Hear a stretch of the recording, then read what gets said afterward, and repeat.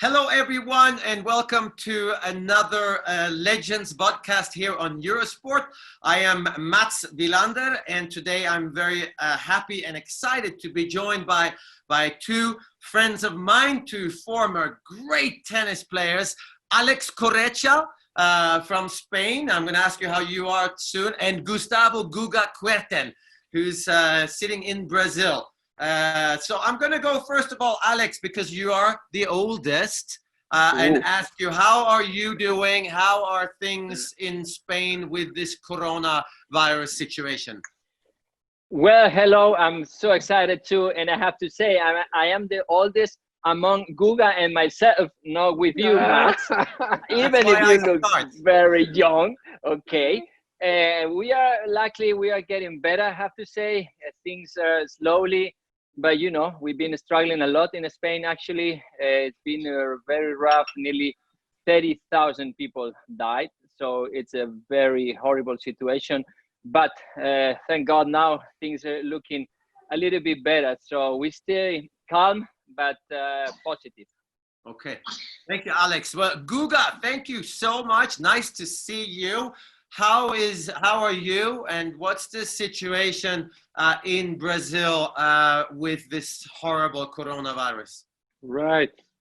Hello, Mats, Alex too. Thanks to invite me, and it's so nice to see you guys around. Unfortunately, we're having hard times. We're very crucial moment back here in Brazil as Corona arrived later. So now it's about the peak, and we don't know if it's still a little bit up to go. We hope, of course, this doesn't happen. But as we know, Brazil, it's a large country. That's many different situations, a lot of deficit generally all around. So with the corona coming out, it's a catastrophe. As you can imagine, it's been a worldwide like this, and we need to get together strongly to see if we become to have hopes at the beginning. You know, we still not able to find strength and hopes yet, because every day there's another story coming out. But our country is a strong people. We suffering in many other situations in the past.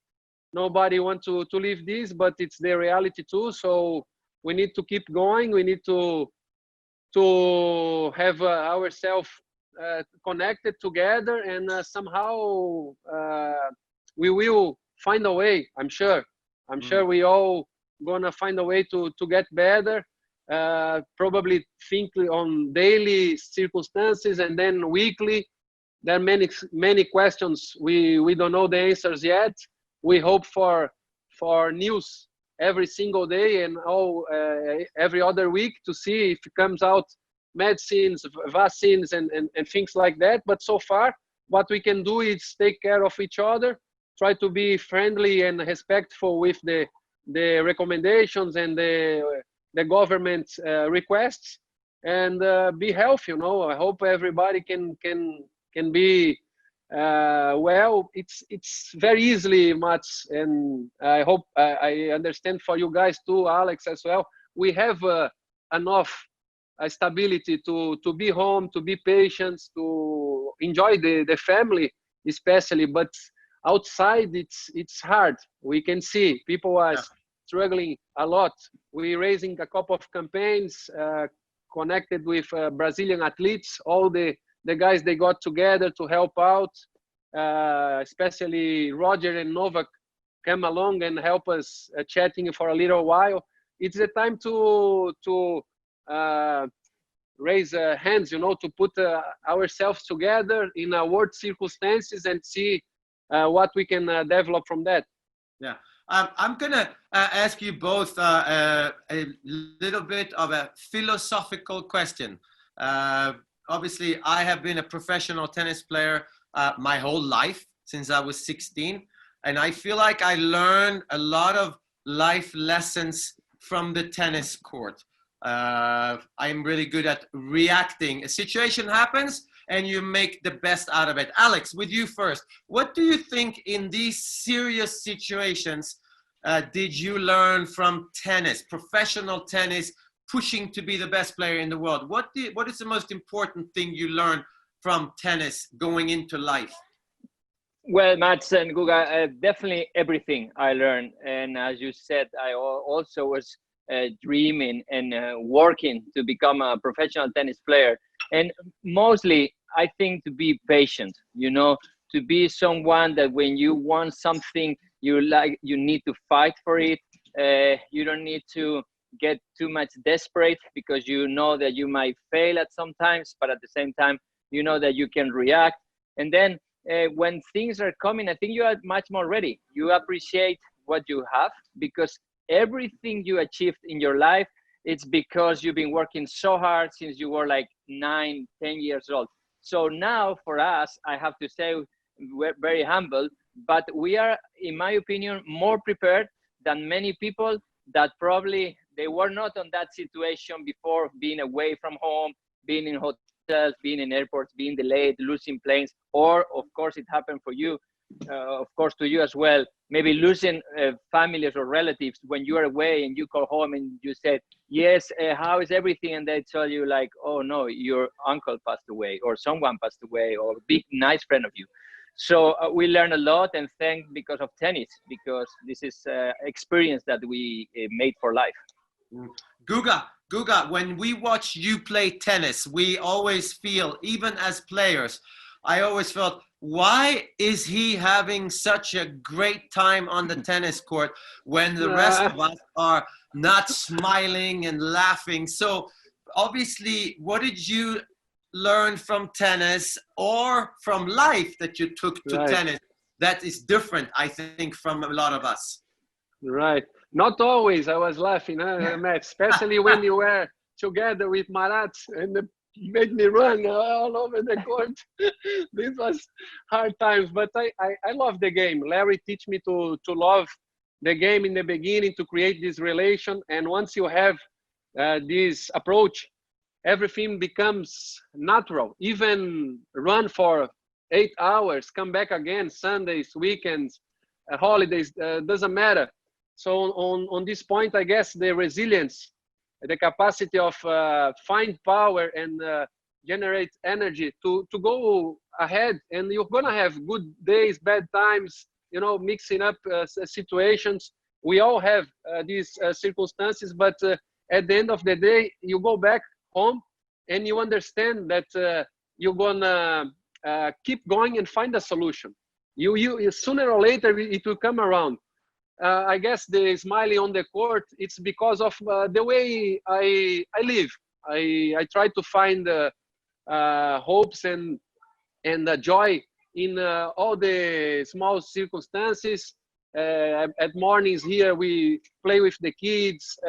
I make joke with my wife. I try to flavor life as I still young guy, but knowing that I'm a father right now, but taking serious responsibility, but also take it easy, you know, that doesn't go for too over expectations or for too much. And I guess the reality is like this too. I guess we went for too far away. One that whatever, let's go. We keep. We need more, and there's not enough. Never is enough, and this way, it's no end. You're gonna. It's like how do you call when it comes from the mountain? You know, they just keep going. Avalanche. Snow avalanche. And keep increasing, and you cannot take care of this. So once I get to this at the core too, it becomes more gentle to myself.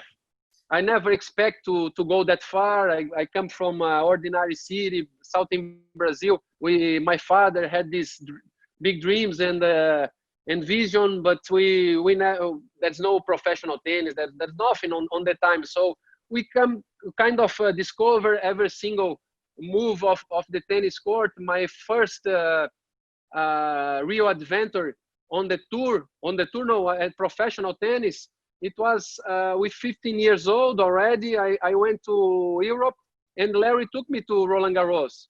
This was the first time I saw on my eyes a professional tennis tournament. And I realized, oh, come on, what is this? It's a new universe. That's amazing. And of course, it makes a huge impact on my life. And my decision, on that day, I really told, and I knew I had to become a tennis player. But as I said, the expectation was very gentle. So I went back to the court and trying to play tennis and enjoy the time. Also, I lost my father very early in the tennis court. You know, he started to pass away in a heart attack during a match. I was a kid, 8 years old, and there was no other way than being nice. The tennis adventure. I had all this on my luggage, and I had to suffer on, and I need to. Someone forced me to go on. It would not happen. So that was the journey that we create. I guess Larry was very productive on taking me on this lead. He find out I was around 14. I came out to him and said, Larry, what will happen? I lost a match to a kid, and I was very disappointed. And he came to me, what happened, Guga? I said, no, I was kind of I didn't have the courage to tell him, but he came along a little bit deeper, and I finally told him, it doesn't matter if I win or if I lost, my father will not come back alive. Right. So for me, things was much harder than going out and playing tennis. So he solved this from the beginning. I understand there's many more things to do. We still have relation connection with himself, my father, and all the surrounding, even in the tennis court, and that place especially I find out as my sanctuary, as the most love, generosity, dreams, imagination, creative. So that's the landscape I like the most, you know. And now I have to create new goals because of my hip. But I always try to find and use these examples from tennis to my circumstances of life. Yeah, Alex, you told me a very, very interesting story. You were you thought you were kind of the best clay court player in the world in '97, I believe, yes. Right? Yes, right. You had won Rome, and you're a very humble guy, which is good because you understand your opponent, you respect your opponent, you respect the etiquette of tennis. You practiced with Guga in 1997, and Guga was coming from the Challenge Tour, whatever. So tell me a little bit about that season on clay in '97, and then going into Roland Garros as maybe the favorite. You met Guga. Tell us the story, and ask Guga the question, please. Yes, of course. Well, the thing it was that I was in a very good shape. I won in Estoril. I reached finals in Monte Carlo, finals in Munich. I won in Rome. I was playing also doubles, which I won Munich as well with my partner Albano. So I was on fire.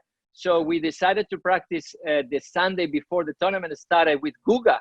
And we said, okay, let's practice. And I was feeling like I was the man.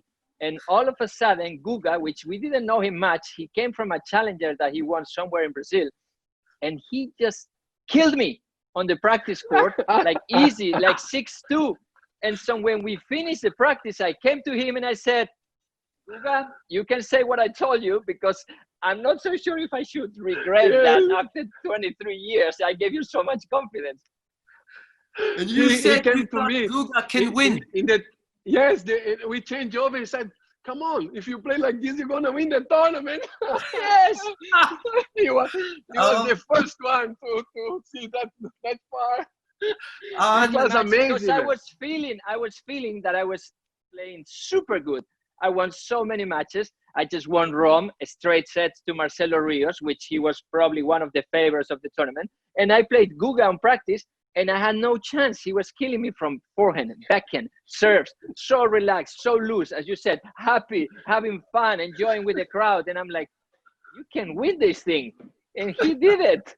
You owe me a little bit of prize money or something. It's you, Alex. You should give him some commission. Yes. But Guga, you talked about Guga before, that you're helping out the situation in Brazil. I know that you have your own foundation. If you don't mind, would you tell us what you are trying to achieve, or what you are trying to do with your foundation in Brazil in different ways? Sure. For us, it's a very, very special, devoted and kind of relation also with my young brother that passed away, a handicap brother that lives for 28 years. And we start from the beginning to help out the handicaps because of him, and the kids from public school.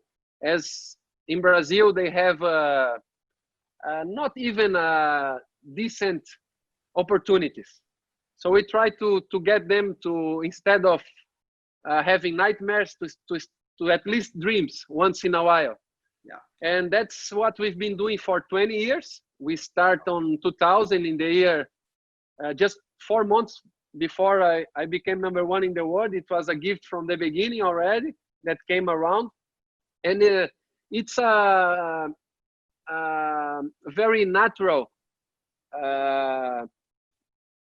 kind of vocation from my mother.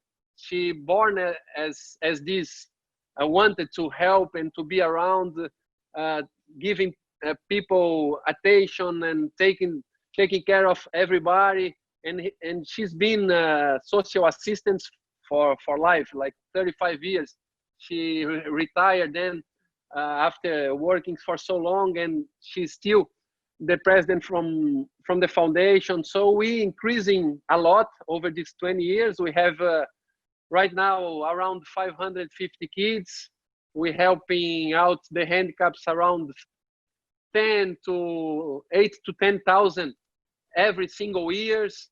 We've been in more than 180 cities around Brazil, finding out what's happening, increasing them and support them to work better.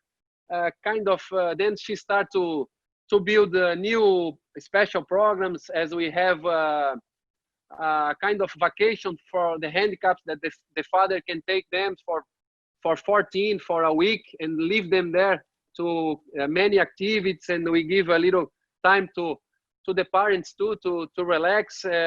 We have now, we start 3 years ago to build professionals to take care of special kids, handicaps, and old people as well. So she's a machine, man. My mother is a machine of philanthropy, of working out, hands-on. It's a great honor for us to have this still surround us. It gives us very strict points on being human. Now, don't forget that we are all human, and trying to of course give better opportunities. At the end, everything we do, it's to increase the level of opportunity that we know in Brazil many people are lack of it. Yeah. I know, Alex, you coached Andy Murray. You obviously played against Federer. You said you played Rafa once. This is a question to both of you. And Alex, you can go first. You came on tour, both of you. Yeah. You were on tour, and Roger came, and Rafa comes, and Novak comes. First of all, what is wrong with these three guys in your eyes? Because for me, they are superhuman, and there's where they born, Mats? Where they born? Not where human. Are they born? Which Exactly. galaxy they born? Alex, you coached Andy Murray, so you have some insight. What is up with Roger, Rafa, and Rafa and Novak? What's up with them? Well, in my opinion, when they first started on the tour, I played with Roger several times, and you realize already that when you leave like a short ball, he can turn around and just go for it all of a sudden. His serve was great, his footwork, but you can see that he was still improving. With Rafa, I hit with him one morning, 9 a.m. In Barcelona, and he was waiting for me like at 2 degrees with sleeveless like this, relaxed, and waiting to hit the first ball. And I was wearing like a scarf and a hat and everything, like so cold. And the first ball I threw to him, he went like boom, and he was only 16-year old. So I stopped the ball and I said, how can you hit so hard the first ball? And he said, I'm playing 100% full speed from the first ball to the last ball. And I was like, oh, this guy is something special. So with this, with Novak, I didn't have the chance to hit with him when I was professional. But what I feel is like, as the time went on, I believe they realized that they could be even better than people like Mats Wilander or Guga Kuerten or Boris Becker or Ivan Lendl.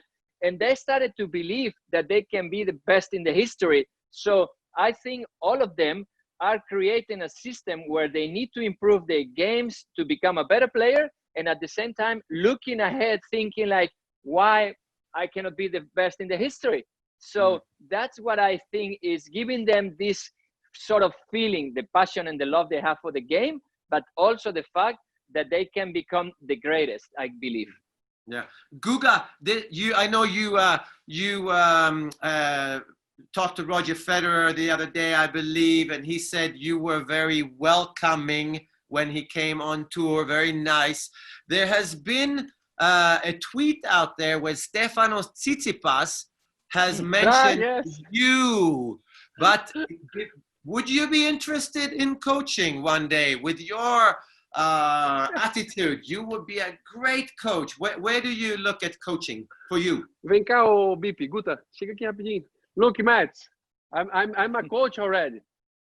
You look, the coach here, mathematics, Portuguese, and then the boy too. I've already had 24/7 yes. I call Stefanos. I sent him a message because it was so kind of him, and to be very straight to the point, for him, that don't create expectation, and also to tell him that for me it doesn't make sense yet to be around. I understand it's about 10 years. I don't play professional anymore, but I have these guys here too young. They are too young at home. I want to enjoy every single moment. I have this journey with my wife that's been amazing. So I told him very honest and gentle as he was to me, and also I let just the window open to understand that if I can help anyhow, I just don't want to disturb, because we know it's not simple like this. Do this and that. No, you have to go daily, work. When Novak, we talk a little bit about. He came along on just before the French Open 2 years ago or so. He was struggling to come back, and we were together in a Lacoste event, and he came to me and asked, Guga, how can I find motivation? I told him it's a routine. You need to find out in your routine. Doesn't matter too much word, too much secret.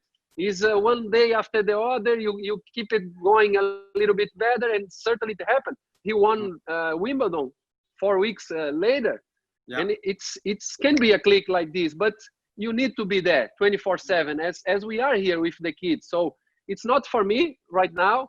I wish I could help, guys, and all the time they have my phone to ask whatever they need, but I understand too. It's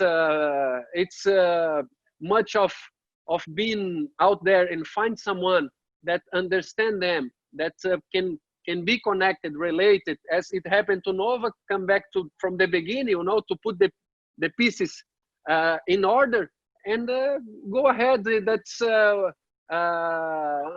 on this measure that I think the three of them are amazing. They are able to do all single decisions based on the tennis career. we were not that good. We had other priorities. Yes. They have everything, all single decision on them life to become the best tennis player in the world. So that's what made them amazing, because somehow we couldn't support to, you know, we couldn't handle this so much decisions and the time and whatever, all that it takes to be that good. And they are able to build a good team with nice people together, with many good persons. You know, the key, it's about a human at the end. They have to be good and surrounded by good human beings to become genius and I don't know, extraterrestrial in the court that they are. They come. It will be a great experience to be around with these guys. It will be nice, but I'm sure it's still not for me, Mats. I leave it open to Alex and then all the other guys for you. What do you think, Alex? What do you think? You are so involved. You love the sport. What about the next generation? We talk about Stefanos Tsitsipas, Denis Shapovalov. Where are they? Are they close? Who's the next player, Alex? Well, you know, I know you're the boss on this conversation. You know, I admire you so much, and I learned so much next to you. But I have one question for you, Mats, first, before that, and of course to Guga. I was lucky enough, and I worked so hard to reach finals of the French of Roland Garros. I tried my best, but how do you feel when you go in Roland Garros and both of you guys won 3 times? Do you feel like you are something special? Because me reaching 2 finals at some point, I feel like, well, I did something great. So Mats, please don't ask now, just answer to me, because I love to hear your comments about that. Now, yes, I feel special now because I realize how difficult it is. But at the time, it was an amazing feeling to have match point against Ivan Lendl in 1985 serving, and I know 100% for sure what I am going to do. This feeling before the match point is the best feeling I've ever had. So because I know that I have to serve to his backhand, and me, you have to believe this, is gonna serve and volley. Okay, I'm gonna serve and I'm gonna run to the net as fast as I can, and I'm gonna hope that he makes a mistake. But the feeling of knowing this is what I have to do for sure, there's no question. And then it works. So it works, you win the French Open, the next day is Monday, you have too many beers for celebration or champagne and you feel not that great, and then you go to the grass courts in Wimbledon and you feel horrible for 1 month. Horrible. So for me it was about the process, Alex, the process of winning. That was very fun. Guga? For me, it was at the beginning was, you know, the world upside down, because I came around, I didn't know what it was. Roland Garros, I won, and still just become the happiest guy in the world, but I had no idea how is to win the tournament. So the second time I won, it was okay. I understand now. It takes a lot of effort. Of course, it make me feel, and especially that year, it made me believe that I was able, and I really had I was ready to become #1 in the world. What happened in the end? So for me, it always gave me a better and solid sureness about myself, connected and related with these guys. That was kind of scary, you know, especially Pete. How can I be comparing myself with him? So after I won the second one, I said, okay, I can battle with Pete, and somehow at the last tournament, I beat him in the first time. And also it's strange because once it happened that we played together, Alex, the third time, it was the most scary first set I had in the final. We will go to that. We will go to that. Let me breathe now. I was trying to enjoy what you felt, not when you beat me. Okay. Okay, we passed this already. But we go because I'm sure that Mats is ready with some interesting question about that. Okay. But if I can go with little answer about the next generation, Mats and Guga. I go in the and then when I become a 3 times champion, it kind of 3 months later I couldn't play tennis anymore because of my hip. Yeah. So it was very strange. It could have happened 3 months before, man. No. I knew it was too hard. Then I draw the hard. It was very strange for me. I wasn't able to play my best. If I go back in age circumstances, I should become much better in the next years, and I certainly dropped 20-30% of my tennis. So and the third one, I didn't had any other new hopes as I usually had on the past one. So the third didn't give me any special things until these days. As you said, if I look back and also look at the Rafa, knowing, oh, okay, I can feel terrible, but I feel even better because I said, come on, it's only him that wins everything. Yeah. Imagine who will be the next one to win 3 times. If we have Rafa, we know. So it's it's kind of a balance, of course. But once you go away on time, I think it's more gentle. You look back more, harmonic way, and you are able to appreciate it better the details, of course. Yeah. What do you, Alex? You too, because I think Spain is very connected to South American tennis. So a little bit, you have had an amazing number of players in Spain with you and Bruguera, and the list goes on, and with Rafa, whatever. And I think it's connected to South America in tennis a little bit. Where is Spanish and South American tennis after Rafael, and South America now? Where is South American tennis? We don't have any more Gugas, Alex. Well, that's going to be difficult. It's like having Gugas or Rafas. We believe it's going to be literally impossible because they are unique. Not only the way they play, the way they behave, and everything they do off and on court. And I think Spanish tennis, they will struggle a little bit after Rafa, of course.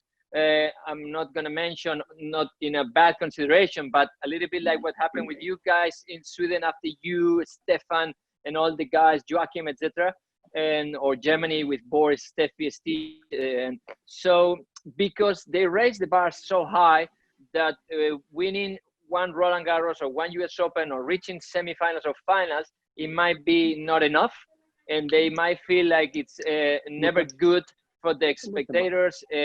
And the charisma that Rafa, all the other guys, or Moya, Ferrero used to have, it's going to have so much pressure for them.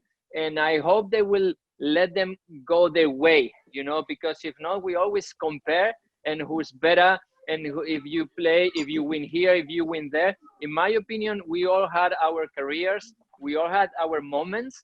And we don't need to compare. I think it's nice to have reference, like, okay, I want to become like someone like him or the other, but it's yourself, and you are your own. And it's nice to look at David Ferrer, the way he plays and the way he fights. But at the end of the day, you need to show your personality, looking at the others, but being yourself, I believe. So I'm looking a little bit concerned, even if I know that we work very hard physically, technically, mentally, whatever, to become still good tennis players. Yeah. I'm not going to keep you guys forever, but you brought it up, Alex. We're going to have to we are going to show a little bit of the finals that you guys played in 2001. I think it's 3 or 4 minutes. And I don't know, Guga, have you seen the finals you played against Alex? Have you watched the video? A little bit, not all match, but they showing a little bit of the match back here in Brazil. So I saw a couple of games. Yeah. So you are on the screen. You guys can see the match. Yes. Okay. Yeah, sure. Okay. I can see. My first concern, Matt, is like I'm looking at Guga, and he looks the same as he is Yes. now. And I'm looking at me, and I'm totally different. So this is my This is first the concern. makeup, What about- Alex. Yes. Makeup. Look at me. My Wow. wife What's going here. on? But let me ask you the first question, because I'm gonna ask. Okay, so we are talking about Roland Garros this year. Imagine playing this final with no people watching. So how could you play this final with no people watching? This is what they are thinking in Roland Garros. Maybe. What is your idea? Guga, if you let me say that, I would love to I play would with lose the no match, people. of course. Because the whole crowd were with Guga, like if he was a French guy. I was like absolutely upset, and I went bananas because they were like Guga, like if we were playing in Rio or something like that, Guga. Only because of the heart you made on the court, man. Yes, because of the drawing, my perfect lines. But I Guga, wouldn't. At the end, we all professional, and if the tournament runs on, you need to get yourself motivated to play. But I wouldn't. I can't imagine. I asked even Roger and Novak if we could call this what, a dream, a nightmare. What will be these circumstances? For me, it will be very different. It's not what we experienced back on the court. Mats, they just showed probably one of the worst moment of my life, because it was like missing like a backhand down the line, which it went out centimeter. for Yeah. just a break and serve for the second serve with the win. And Guga told me like a few years ago, he said, "Oh, if you won that game, you would have probably beat me." And I'm like, "What? Are you serious about that?" Surely, not probably. Surely, the ball was come on. But I was wrong. I thought this was from returning of serve, and now it was the first time that I saw this point. So it was the third or fourth ball we play each other. I saw the backhand too, Alex. Come on. He's still scared if this ball goes in or not. No, 1 centimeter can make a difference in your career. Can you believe that? I'm just realizing now. I'm not so sure if stay happy on this conversation or start crying, Mats. What do you recommend me? What do you feel? What do you guys feel about the Philippe Chatrier tennis court compared to other courts? Because again, we're hoping Roland Garros will be played. What's the feeling when you walk on there, Guga? It's the best place in the world as I could be as a tennis player. For me, it's Roland Garros. It became religion. It's part of my life. It's devoted. It's over the lines, Matt. So I was very excited to know how they will build the stadium with the roof and everything. Doesn't matter if they change everything, they put down and build again. Just the way it shows up to me, as I told you in my life, the first time I step in and went to discover what it is, Roland Garros. It was basically a new world that opened up in front of me. And then, of course, 97, it became explosive as the best dream it could happen, become real in 14 days. And certainly, it still increased over the years.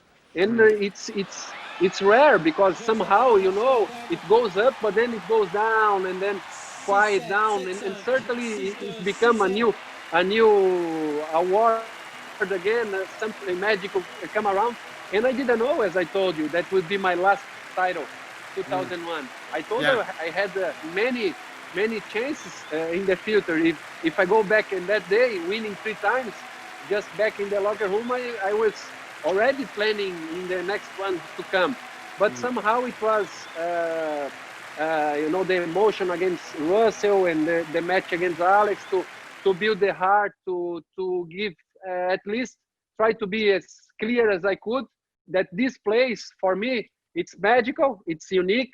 It's, if I have to choose a place to be at home, it's there. Incredible. Alex, when you see these pictures and you know the feeling of playing in the finals, which of the young players do you think this comes natural to them, that will enjoy Philippe Chatrier? We talk about Stefanos Tsitsipas, but which one of the young players, because it's not about tennis, it's about enjoying this environment. Which of the young players are you really looking that will, enjoy, like Guga is saying, just love the place?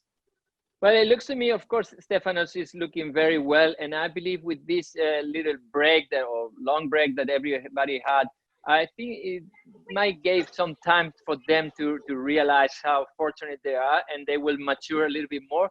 I would love to see Shapovalov become a very good player, because I love his charisma. I love the way he plays. I hope he can become a little bit more solid, but because I think he will become with the age. And then Medvedev, it's kind of weird, but I think he loves these kind of scenarios as well, because he doesn't fear anyone. And he likes to play out there with a lot of crowd, even if they're behind him, or against him, and I think he loves it too. And with the experience he's getting, I think Dominic Thiem, even if he's very methodic and like this, he will end up feeling like he's got the potential to become a Grand Slam champion. In my opinion, probably Wimbledon might be the toughest one, but in any other surface. So I'm looking forward to see who's going to break through, and the way they're gonna handle the situation once tennis is coming back. Guga, we're gonna give you the final word here today. I'm gonna let you guys go, but what kind of, it's the same advice do you have to the players that are coming from behind, the next generation, and at the same time, what advice or hope to the world, because the world is in a very strange place now?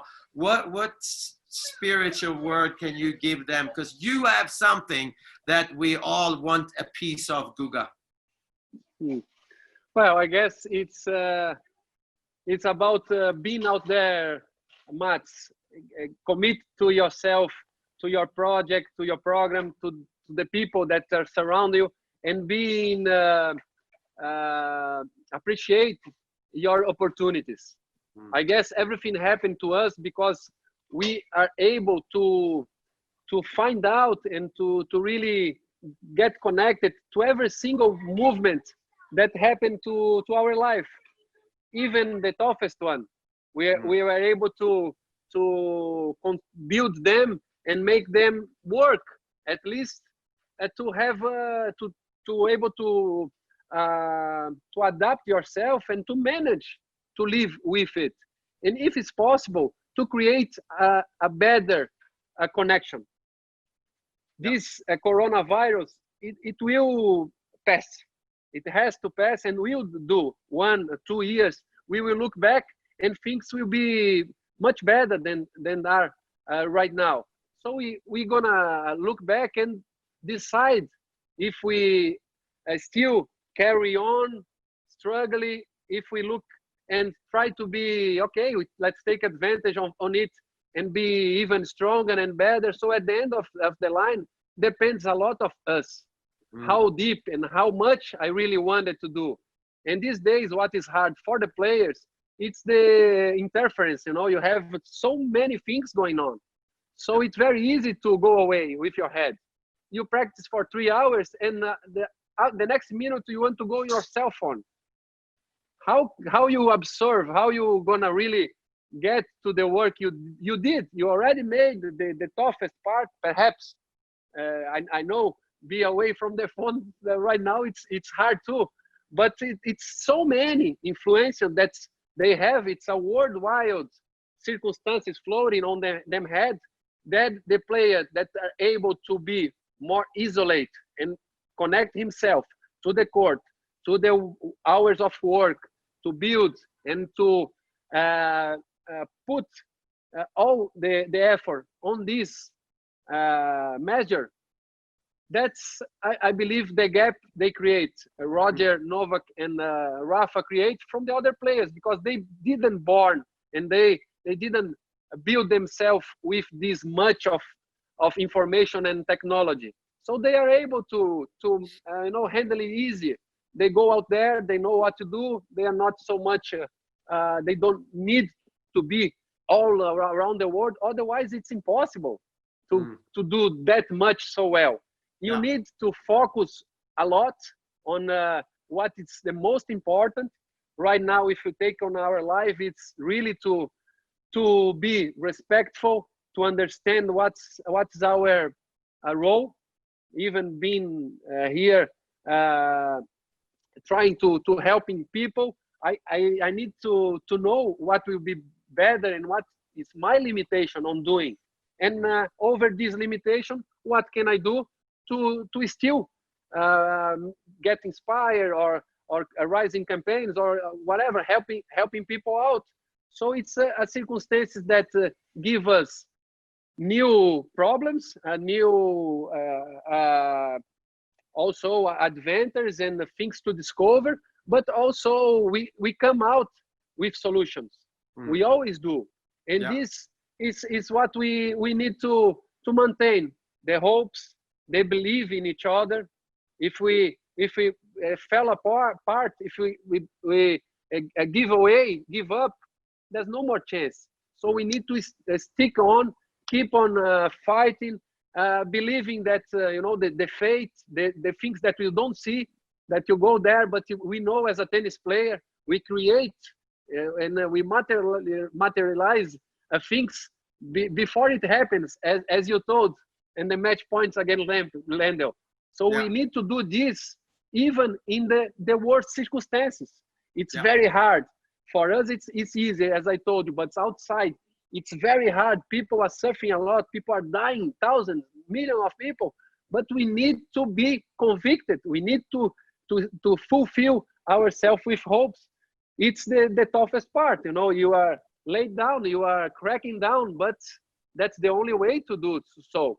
And at the end, I believe if we created, as I said, a relation that it starts to become easier, a little bit more gentle, and ends up in a new way of living, in a better way of living, then it's a winner. Then it's a Grand Slam victory that we will able to research and find out for all humanity. Guys, thank you. It sounds like we learn from our past, prepare for the future, but most important is live in the present moment. And that's what you guys are doing. I love it. Love to talk to you too.